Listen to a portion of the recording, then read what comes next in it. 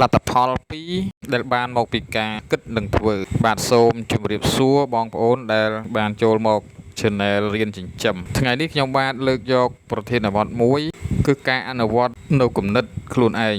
បាទរាល់មុខរបរទាំងឡាយទាំងពួងរបស់យើងគឺពឹងលើយើងជាអ្នកគិតនិងធ្វើដូចនេះវីដេអូនេះខ្ញុំនឹងលើកយកមុខរបរចិញ្ចឹមមាន់ស្រែចែករំលែកជាគំនិតខ្លះៗគ្រាន់បានជាផ្លូវសម្រាប់ដើរសម្រាប់បងប្អូនដែលកំពុងចាប់ហើយលែងបាទអញ្ចឹងក្នុងវីដេអូនេះខ្ញុំធ្វើឡើងសម្រាប់បងប្អូនដែលមិនទាន់សម្រេចចិត្តពិតប្រាកដបាទគិតឲ្យលែងឲ្យបងប្អូនគិតអ្វីមួយបន្ទាប់មកយកទៅធ្វើវាហើយបន្ទាប់មកគឺយើងកែលម្អវាជាបដានៅក្នុងអត្ថន័យនៃប្រធានបទថ្ងៃនេះគឺមានតែប៉ុណ្្នឹងនៅក្នុងមុខរបរនីមួយគឺយើងត្រូវតែមានការគិតអញ្ចឹងហើយប៉ុន្តែគំនិតរបស់យើងហ្នឹងមុននឹងបានយកមកគិតហ្នឹងគឺយើងត្រូវយកមកពីណាខ្លះអញ្ចឹងបងប្អូនតើតើទៅនឹងការគិតយើងធ្វើម៉េចដើម្បីឲ្យយើងមានមូលដ្ឋានក្នុងការគិតត្រង់ចំណុចនេះយើងត្រូវស្វែងរករៀនសូត្រអញ្ចឹងយើងរៀនសូត្រពីណាបងប្អូនបាទតាមរយៈ YouTube Facebook Page តាមរយៈឯកសារផ្សេងតាមរយៈវគ្គបណ្ដុះបណ្ដាលផ្សេងរបស់ស្ថាប័ននានាដែលគាត់ធ្វើការបណ្ដុះបណ្ដាលទៅដល់ប្រជាពលរដ្ឋរបស់យើងទាក់ទងនឹងជំនាញបាទចិញ្ចឹមសត្វក៏ដូចជាជំនាញកើតមុខរបរផ្សេងដូចគ្នានៅពេលដែលយើងបានកំណត់ទាំងអស់ហ្នឹងគឺយើងទទួលបាននៅមេរៀនសម្រាប់តែយើងយកមកគិតឲ្យបងប្អូនបន្ទាប់មកយើងគិតថាយើងដើរទៅផ្លូវមួយណាយើងដើររបៀបម៉េចទាក់ទងទៅនឹងការគិតគឺយើងយកទ្រឹស្ដីទាំងប្រមាណហ្នឹងយកទៅអនុវត្តដើម្បីបានជាគំនិតបានទៅជាការគិតបាទហើយបើនៅក្នុងមុខរបរនីមួយបើសិនជាយើងអត់គិតទេយើងគិតច្បល់យើងគិតអត់ច្បាស់លាស់យើងគិតអត់ល្អិតល្អន់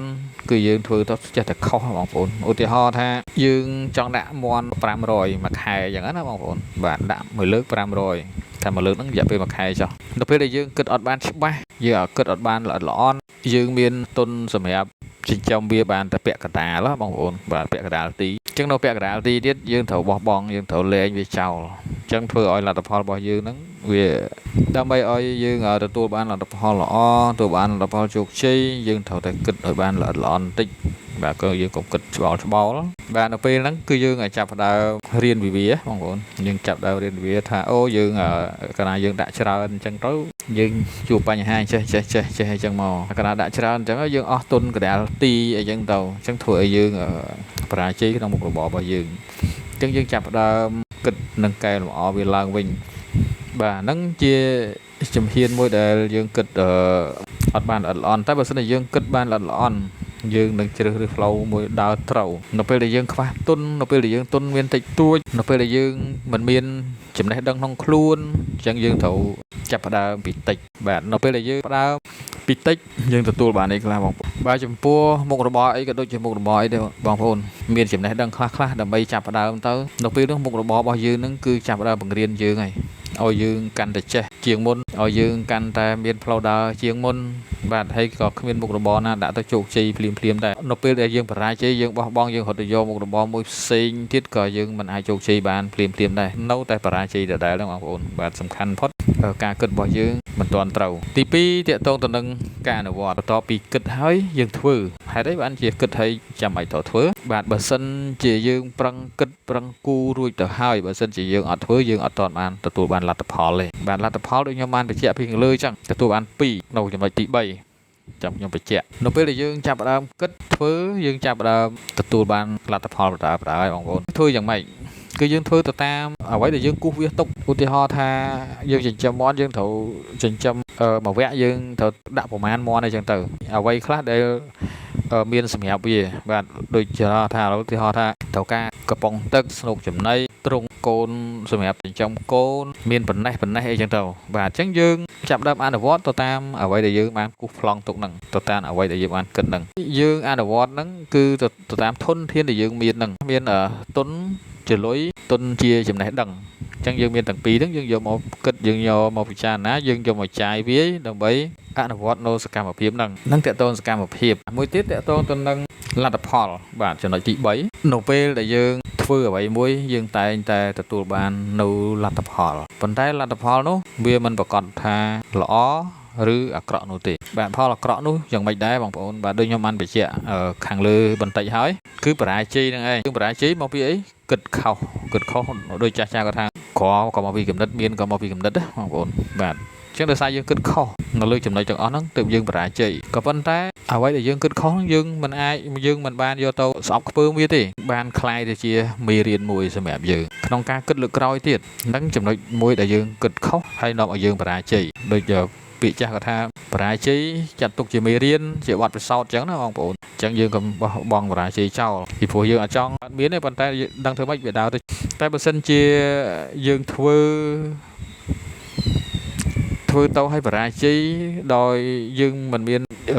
ការគិតជាមូលដ្ឋានការគូសវាសជាផ្លូវដើរឲ្យបានត្រឹមត្រូវយើងកាន់តែបរាជ័យយើងកាន់តែខាតទៅទៀតពីព្រោះយើងដើរចេះតែដើរទៅដោយអត់មានបានរៀបប្លង់គូសផ្លូវដើរអញ្ចឹងណាបងប្អូនលទ្ធផលមួយទៀតគឺលទ្ធផលល្អមកពីការគិតត្រូវរបស់យើងគូសវាសផ្លូវដើរត្រូវរបស់ឧទាហរណ៍ថាយើងត្រូវទៅណាមួយអញ្ចឹងធ្វើដំណើរទៅភ្នំពេញអញ្ចឹងភ្នំពេញវាមានផ្លូវច្រើនណាផ្លូវខ្លះស្ទះអញ្ចឹងវាយូរដល់ពេលយូរយើងចំណាយគ្រប់មុខគ្រប់បែបតាំងពីសាំងតាំងពីពេលវេលាអីចឹងទៅយើងត្រូវទៅដល់ម៉ោង8អីចឹងទៅយើងស្ទះយើងទៅដល់ម៉ោង10ម៉ោង10អញ្ចឹងយើងខាតពេលវេលាឃើញទេខាតថវិកាខាតគ្រប់មុខគ្រប់បែបដូចគ្នាគិតត្រូវធ្វើត្រូវទទួលបានជោគជ័យលទ្ធផលវាមិនមានអីច្រើនវាមានតែប៉ុណ្្នឹងឧទាហរណ៍ការចិញ្ចឹមមាន់ចុះទី1ជំហានដំបូងយើងគិតថាយើងអត់មានចំណេះដឹងទេហើយលុយកាក់ក៏យើងអត់មានទេយើងបច្ចុប្បន្ននេះគាត់នៅតែមានកំណត់ថាមន់គាត់ណាឈឺងាប់ហើយមិនមានថ្នាំព្យាបាលទេដោយសារគាត់អត់បានគិតអត់បានស្រាវជ្រាវអត់បានស្វែងរកថាបច្ចុប្បន្ននេះគេដល់ណាហើយមនុស្សឈឺក៏មានថ្នាំព្យាបាលសត្វឈឺក៏គេមានថ្នាំព្យាបាលគេមានទាំងវ៉ាក់សាំងការពារទៀតផងគេមានទាំងចំណេះដឹងបច្ចេកទេសផ្សេងសម្រាប់ប្រហាត់ប្រហែលយើងធ្វើម៉េចឲ្យយើងអនុវត្តទៅបានជោគជ័យអញ្ចឹងគេមានច្រើនសពមុខសពបែបបច្ចុប្បន្នតើតងការរៀនសូត្រយើងអត់មានពិបាកក្នុងការស្វែងរករៀនសូត្របាទបច្ចុប្បន្ននេះមានអ្នកចេះដឹងច្រើនណាជំនាញហ្នឹងច្រើនណាកសិករចិញ្ចឹមមានបទពិសោធន៍យូរហើយក៏សិតតែជាអ្នកជំនាញមានបទពិសោធន៍ស្រាប់ទៅស្វែងរករៀនសូត្រជាមួយគាត់ទៅ Facebook YouTube ឯកសារផ្សេងដែលកសិករដែលស្ថាប័នផ្សេងគាត់ចងក្រងហ្នឹងយើងស្វែងរករៀនសូត្រស្រាវជ្រាវទៅយើងបានជាចំណេះដឹងបានជាគំនិតបងខ្លះគាត់ថាមុខរបរចិញ្ចឹមមាន់ហ្នឹងវាខាតហើយចុះបើសិនជាខាតគេបោះបង់ចោលបាត់ហើយប៉ុន្តែគេគិតថាវាមិនខាតគឺចិញ្ចឹមទៅវាចំណេញអញ្ចឹងជាចំណុចដែលយើងគួរគិតគួរពិចារណាថងចំណុចហ្នឹងហើយមួយទៀតបងប្អូនថារកទីផ្សារលក់អត់បានចិញ្ចឹមបានអត់មានទីផ្សារខ្ញុំគិតថារឿងទីផ្សារបើសិនជាយើងចិញ្ចឹមបាន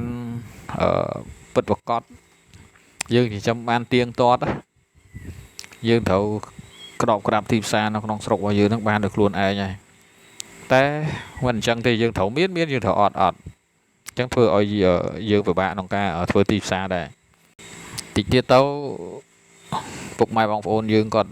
ត្រូវការតែរបស់របរនៅក្នុងស្រុករបស់យើងនឹងឯងគាត់ចង់ហូបតែរបស់ដែលស្គាល់ប្រវត្តិស្គាល់អីហ្នឹងឯងគាត់មិនដែលចង់បំផ្លាញសុខភាពរបស់គាត់ទេព្រោះយើងអត់ដឹងថារបស់មកពីក្រៅហ្នឹងវាអន់ឬក៏មិនអន់អីទេប៉ុន្តែសំខាន់បំផុតកាលណាអត់ស្គាល់ប្រវត្តិក៏ពិបាកហូបដែរព្រោះអីយើងហូបទៅដើម្បីទ្រទ្រង់សុខភាពរាងកាយរបស់យើងបាទប៉ុន្តែយើងប្រឹងប្រែងបាទខ្ញុំឃើញទីផ្សារមួយចំនួនដែលគេចរចាតម្លៃមុនផលិតល្អអញ្ចឹងដូចជាមន់អីអនាគតយើងអាចធ្វើអញ្ចឹងបានករណីដែលយើងផលិតបានច្រើនបានគួរសមក្នុងការផ្គត់ផ្គង់បាទសប្តាហ៍យើងច្រើនហើយប៉ុន្តែច្រើនម្ដងម្កាលពេលអត់ពេលថោកអញ្ចឹងបងប្អូនឈប់ផលិតទៅដល់ពេលបងប្អូនឈប់ផលិតថ្លៃវិញអញ្ចឹងទៅបាទជាចុងក្រោយខ្ញុំពីនេះពីនោះខ្លះហើយមុននឹងបញ្ចប់ក៏សូមជូនពរដល់ពុកម៉ែបងប្អូនជួបតែសំណាងល្អសុខភាពល្អជោគជ័យរាល់ភារកិច្ចបាទសូមអរគុណ